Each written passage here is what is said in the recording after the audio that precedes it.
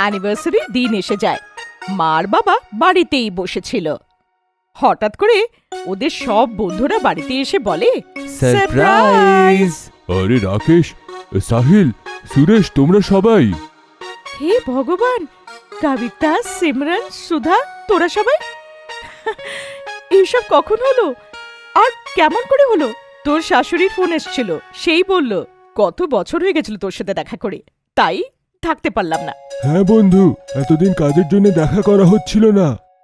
এমন বলে ও বাবাকে টাইট করে হাগ করে। তখন সোসাইটির এক আঙ্কেল কারোর সাথে একটা খাবার দাবার নিয়ে ঘরে আসে। আরে এসব কি, কে জানালো তোমাদেরকে? গাট্টু আর চিঙ্কি, ওরা আমাদের সারপ্রাইজ পার্টির ব্যাপারে বলেছিল। কত লোক আসবে এটাও বলে দিয়েছিল, তাই আমি সবার খাবার নিয়ে এসেছি।